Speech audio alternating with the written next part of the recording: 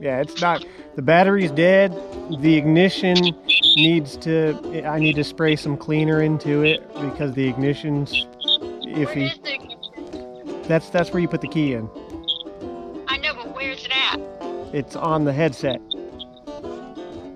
You you can find the ignition Okay, sure. for a This doesn't work. motorcycle Okay, because yeah, that one's if you it. can't find the ignition for a motorcycle, you and I are going to have to go our separate ways. No, it's in front of it's in front of the handlebars. I'm used to it being behind the handlebars.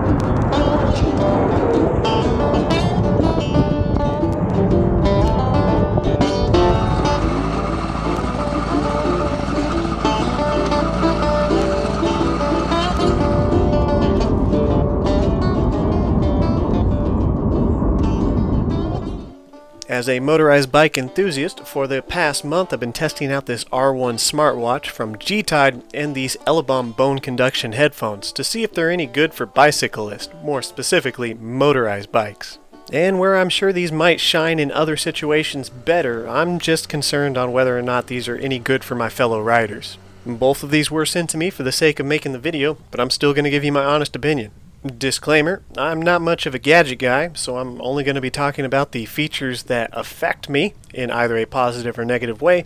If I miss any key features about the product, I do apologize, but it's probably just because I didn't find them useful for me. This also means I don't have anything to compare these to, so I'm just giving you my impressions of the products I have. Timestamps in the description just in case you're here for one or the other, so let's go ahead and get started with the bone conduction headphones from Elibom. This being the first time I've ever used bone conduction headphones for an extended period of time, I can tell you right away it's a unique experience that has some benefits, but these are certainly no replacement for your everyday earbuds. By design, they don't obstruct your hearing, so you can basically take in all the sound around you, and because of this, if you work in a loud environment or commute in city traffic, they're probably not going to give you much benefit, as the sound just drowns them out. Where I found them most beneficial was on the e-bikes. Traveling up to 18 miles an hour, I could still hear them just fine, but if you go much faster than that, the wind noise drowns them out.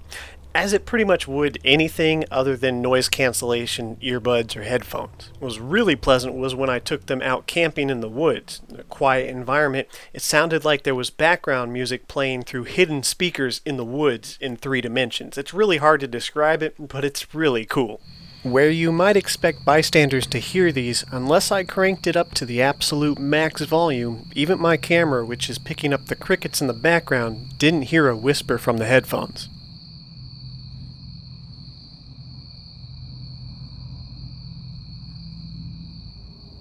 For comfort as a one-size-fits-most, I assume this is going to be different for everyone's head, but as far as I'm concerned, they're feather lightweight, almost unnoticeable, except for the first few times you wear them. It's a interesting sensation with the drums pushing up against the bones in front of your ear. It's not uncomfortable in any way, but it did take a little getting used to for the first few minutes. I found that I could easily wear these by themselves for a few hours without it bothering me. However, with a bicycle helmet pushing down on them above the ears, I would only say 45 minutes to an hour before I'd want to take them off. I also found out that because I wear glasses, my user experience is not optimum. The headphones have to wrap around the glasses and apply slight pressure to the bone in order to get the volume transmitted to your eardrums. When I would take my glasses off, the volume would actually increase slightly. Not enough to mean you can't use these if you wear glasses, but you'll have a better experience without them. The build is pretty robust and simple, however, it feels a little plasticky for the price of $55. It does have a titanium rubber-coated band that goes around the back of your neck, and because they wrap around your ears, there's really no chance of losing these. They don't bounce around at all. They're very secure, so if you're in rough riding environments, you don't have to worry about these falling off. They also claim to be waterproof, so you can happily ride through the rain. I haven't had a chance to test this yet because, well, we haven't got much rain lately, and it's starting to get colder, so I don't really look forward to that. But I'll take their word for it. They appear to be waterproof. Connecting them to the Bluetooth on my phone was super simple and fast, as you would expect it to be. These use physical buttons, no touch-sensitive buttons, but because they're not in your ear, that's fine with me. It doesn't cause any discomfort to actually push the buttons on the headphones themselves. Surprisingly good bass, and it's more bass that you'll feel than hear. I guess that's by design of Bone Conduction. And the high-end treble seems crystal clear to me. I don't have any issues with their sound quality. For bicyclists and casual e-bike riders who aren't pushing full throttle all the time, I think you'll really enjoy Bone Conduction headphones. As well as anyone who doesn't live or work in a loud environment, these could certainly do the trick on a daily basis. Their battery life is pretty extensive as well. I was never able to make them run out, even when I continued to run them for hours on end. The only downside I'd say these have is they're very situational dependent, so I'm not sure if you're going to get your money's worth out of them. Like I said, if you live in quiet environments, then these will definitely do the trick, but other than that, not going to be using them every day all the time. To simulate the listening experience while riding a bike with these headphones at about 18 miles an hour, I've done my best to equalize the following clip so that you can hear exactly what I was hearing between road noise and the headphones. I'm standing on the edge of breaking. Maybe I move too fast, 'cause people just tend to pass. I'm giving you all of me. And this one is left of me. What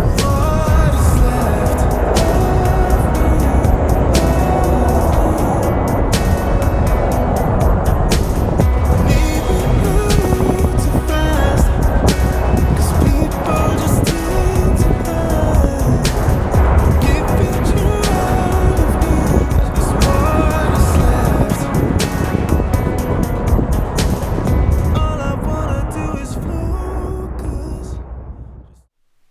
Well, it's about the closest I can get to simulate the riding experience with these headphones. You're either impressed or not.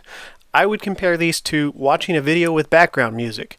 You can still hear what's going on, but if you're somebody who just loves to crank the music up, these aren't for you. However, if you like to add a little background music to your life while you're doing outdoor activities, this might be something you'll look into.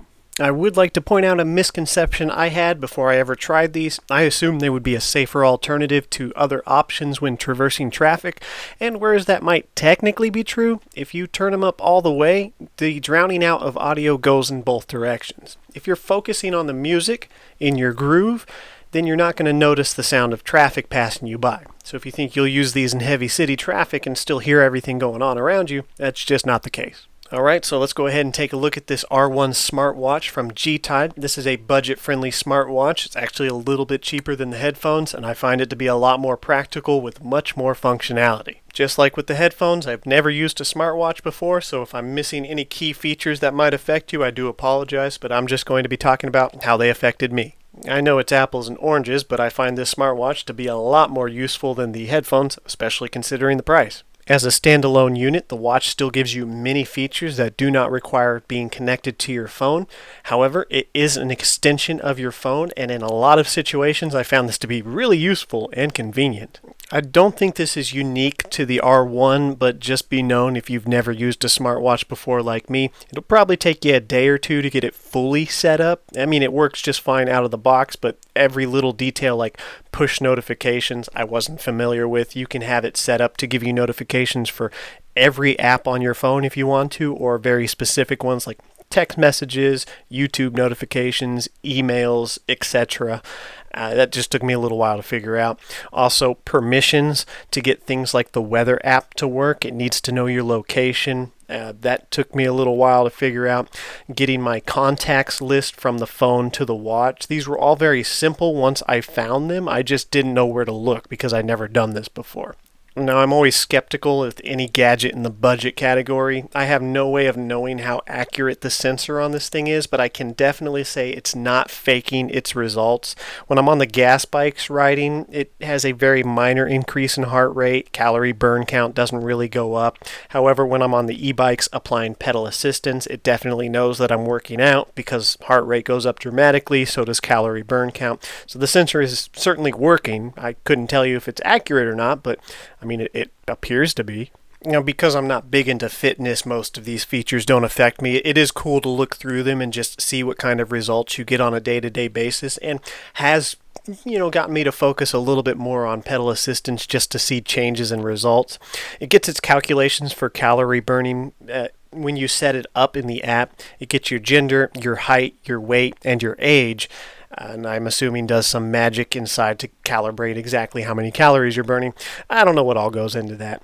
But for me, the big ticket items are text messaging, which you can't send messages as far as I can tell, but you can read your text messages, both your standard text that comes in via your phone service provider and messenger apps.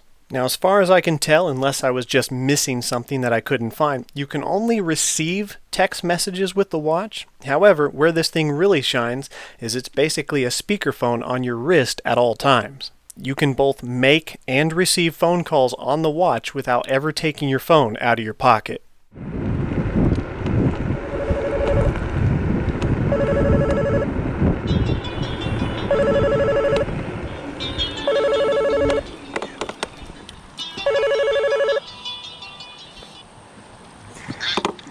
Hey, can you hear me?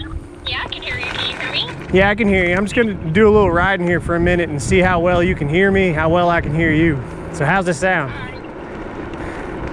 How's it sound? It sounds pretty good. I can hear you clearly. All right, you getting a lot of wind noise? No, not really. All right, I'm gonna go a little bit faster here in a second and see how it sounds. Alright. Give me a second. Get around this stop sign here.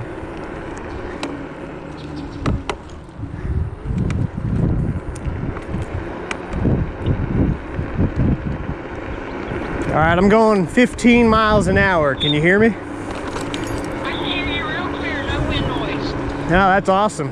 I can still hear you, but I would say 15 miles an hour is probably the limit. Yeah. All right. I speak a lot louder. Yeah. All right, thanks, babe. Alright, love you. Love you too. Bye. Bye. And thankfully, this is no gimmick quality speakerphone. The volume is loud and clear. I had no problem hearing the person on the other end, and they told me they had no problem hearing me either, whether I was holding my wrist up or whether it was down by my side. Although the lower the watch is down to your side, the louder you're going to want to talk so they can hear you clearly. Even when I was riding up to about 15 miles an hour, they could still hear me and said there was no wind noise. Whereas this feature can be convenient for pretty much anyone, as a bicyclist, especially on the electrics, I find it to be the major selling point of this watch. And really all the other features are just a bonus. It didn't stop there either with just the features. The build quality of this thing is really nice. It's a simple design, but it looks clean. It's an aluminum body, and it's waterproof. They say you can swim all the way down to 10 meters with this thing on. The watch comes with two bands, a black and a blue, and the body is available in two different colors, brushed aluminum or black. I'm not much of an individual to give a lot of thought into styling. However, the simple, sleek design of this watch with this brushed aluminum body and crystal clear glass with a vibrant color display makes it feel like it's worth a lot more than it actually is. There is a template which allows you to upload a custom image for your watch face. However, this is a bit limited. Although you can put any picture on here you want, you can't move the basic dials around on the image, so you would want to keep this in mind when taking a picture to put on the watch. At first this bothered me a little bit until I realized just how many faceplates there are in the app. There's at least 200. There are so many and they're all different styles. I found more than like a dozen, which I'm happy to use, both digital and analog, with all sorts of custom gauges on the faceplate. And many of these blend seamlessly into the watch's body. So you'll probably find several that you'll be conflicted on using because you can't decide which one looks best. Not only is it quick and easy to get these faceplates from the app onto the watch, but many of them will store in the watch. I'm not sure how many, but you can flip back and forth on the fly without ever messing with your phone. The watch comes with a magnetic charger, and the battery life is something like 10 days. And considering the price, I couldn't find any downsides about this watch. The touchscreen sensitivity and refresh rate is a little sluggish, but for this price point, I kind of expected that.